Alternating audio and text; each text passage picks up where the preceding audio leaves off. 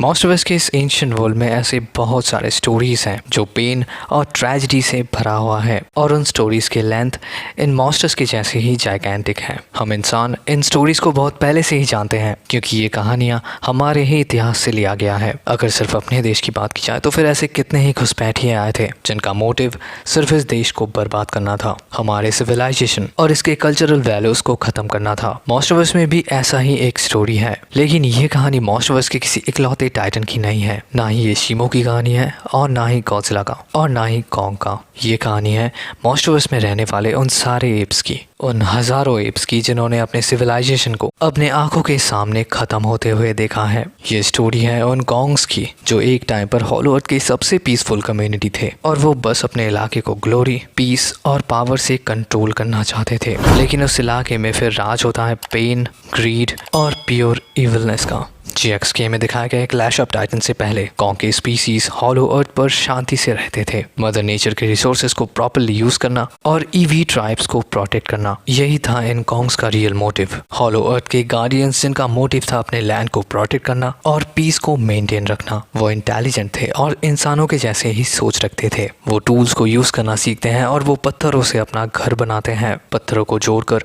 वो towers, temples, monuments और thrones वो सब कुछ बना लेते हैं जो एक सिविलाइजेशन को एक स्मार्ट सिविलाइजेशन कहने के लिए चाहिए होता है। वो अपने थ्रोन रूम को ऐसे डिज़ाइन करते हैं ताकि उन्हें अपने वेपन्स को चार्ज करने के लिए हॉलो अर्थ के उस ब्लू न्यूक्लियर एनर्जी का प्रॉपर सोर्स मिल सके। एक एंटायर वेपन रूम जो बना हुआ है कॉन्ग के स्पीशीज के सबसे पावरफुल वॉरियर्स के लिए। एक प्रॉपर थ्रोन रूम जो बना हुआ है इस स्पीशीज के सबसे स्मार्टेस्ट माइंड्स और लीडर्स के लिए। इस बात में कोई डाउट नहीं है कि कॉन्ग्स मॉन्स्टरवर्स की सबसे स्मार्टेस्ट स्पीशीज हैं। जैसे धरती पर इंसान आज के टाइम पर दूसरे स्पीशीज से खुद को इंटेलिजेंट समझते हैं, वैसे ही कॉन्ग्स भी उस टाइम पर सबसे ज्यादा इंटेलिजेंट हुआ करते थे। जिन स्ट्रक्चर्स को कॉन्ग्स ने उस टाइम पर बनाया था, उस टाइम के इंसान उन सारी चीजों को अपने सपने में भी इमेजिन नहीं कर सकते थे। मतलब अपने देश का सबसे एक्सटेंसिव एंशिएंट सिविलाइजेशन है इंडस वैली सिविलाइजेशन, जो हॉलो अर्थ के सिविलाइजेशन के जैसा ही था, बस इसे कॉन्ग्स क्रिएट करते हैं। वो दूसरे स्पीशीज के बीच अपना एक सोशल हायरार्की सेट करते हैं। एक दूसरे से कम्युनिकेट करने के लिए वो अपने लिए लैंग्वेजेस बनाते हैं। वो बेहतरीन आर्ट वर्क्स को क्रिएट करते हैं जो हॉलो अर्थ के केव पेंटिंग्स में मिल जाते हैं। और क्या पता उनका अपना रिलीजन भी था।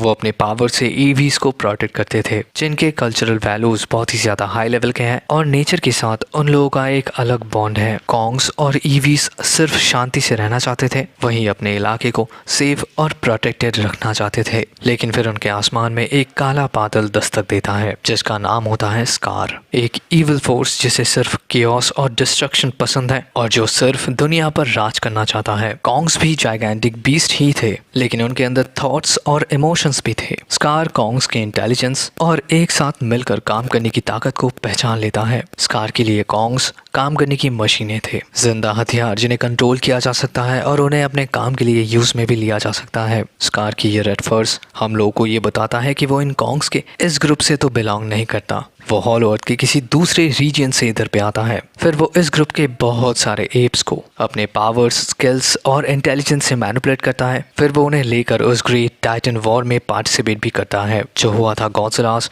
और कॉन्ग्स के बीच। गॉडजिलास इस वॉर को जीतने के लिए लड़ रहे थे, वहीं स्कार किंग को पूरा कंट्रोल चाहिए था। ऐसे टाइम पर इस ग्रुप के कुछ ग्रेट एप्स इस वॉर से अलग होकर सरफेस वर्ल्ड के स्कल आइलैंड पर पहुंचते हैं ताकि गॉडजिलास को इस वॉर का पूरा कंट्रोल मिल सके और पावर्स उन्हीं के हाथ रहे। स्कार गॉडजिलास और कॉन्ग्स को लड़वाना चाहता था ताकि ये दोनों स्पीसीज कमजोर हो जाए और फिर उसे मिल जाए पूरा कंट्रोल। स्कार इन कॉन्ग्स का किंग बनता है, जिसके बाद कॉन्ग्स के इमोशनल और सोशल साइड्स पूरी तरीके से खत्म हो जाते हैं। गुलामी का जंजीर उनके पैरों पर बन जाता है और ना चाहते हुए भी इन्हें स्कार किंग का हुक्म मानना पड़ता है। इन कॉन्ग्स के दुख और दर्द से भरे हुए चीखे इस डोम के दीवारों में गूंजते रहते हैं और वो भी हजारों सालों से। कॉन्ग्स के फैमिली के बच्चे जो एक टाइम पर अपने माँ बाप का सबसे बड़ा स्ट्रेंथ हुआ करते थे, वो ताकतवर एप्स स्कार किंग के राज में अपने ही फैमिली का कंट्रोलर बन जाते हैं। हजारों कॉन्ग्स स्कार को सर्व करने लगते हैं। बचपन से ट्रेनिंग लेकर वो बनते हैं स्कार के सोल्जर्स। गॉडजिलास और कॉन्ग्स के फाइनल बैटल के आखिर में गॉडजिलास जीत जाते हैं। फिर वो उन कॉन्ग्स को हॉलो अर्थ के सबटरेनियन रेल्म में कैद कर देते हैं ताकि उन्हें कोई खोज ना सके और वो बस हॉलो अर्थ की कहानियों में रह जाए। स्कार किंग के साथ साथ उन कॉन्ग्स को भी हजारों सालों के लिए कैद कर दिया जाता है, जिसके बाद उन कॉन्ग्स के साथ गुलामी उनके परछाई बनकर रहते हैं। और यही बनता है उन एप्स की पहचान। एंशिएंट जमाने से चला आ रहा उनका रिच कल्चर, उनके रिचुअल्स, उनके एंसेस्टर्स के क्रिएशंस और लर्निंग्स, सब कुछ उस डोम के धूल में कहीं खो जाते हैं। जैसे बाहरी घुसपैठियों के वार से हमारे इंडिया के बहुत सारे सिविलाइजेशन और राज्य को खत्म कर दिया गया था, कॉन्ग्स के इस रिच कल्चर को भी खत्म कर दिया जाता है। जो स्टैचूज, टेम्पल्स किसी सिविलाइजेशन को एक्सप्लेन करता है, उसके पावर को रिफ्लेक्ट करता है, उन सब को तोड़ दिया जाता है। अगर किसी को लगता है कि हॉलो अर्थ की कॉन्ग का स्टोरी सैड है, तो फिर उन्हें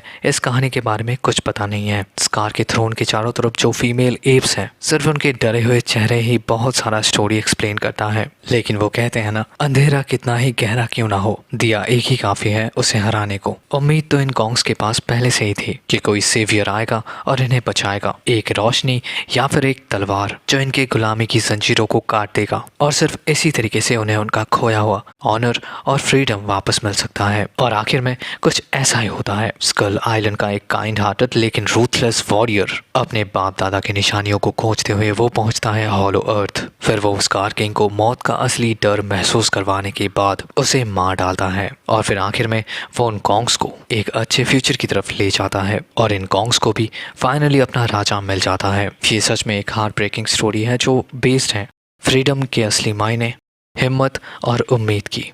और ये बहुत हद तक हमारे हिस्ट्री और फ्यूचर को भी रिजेंबल करता है, जो हमारे देश को तोड़ने के लिए आए थे, लेकिन आज उनका नामो निशान तक नहीं है। और जितने भी बाकी हैं वो ज़्यादा दिन तक रहेंगे नहीं, क्योंकि तोड़ने वालों को कोई याद नहीं रखता, सिर्फ जोड़ने वाले याद रह जाते हैं। मैं सच में देखना चाहूँगा कि कॉन्ग किस तरीके से अपने सिविलाइजेशन को तैयार करता है और वो किस फ्यूचर की तरफ अपने लोगों को लेकर जाता है। मेरा नाम है राजा, आप देख रहे हैं थिंक नर्डी और मिलते हैं आपसे अगले वीडियो में। Till then take care and peace out.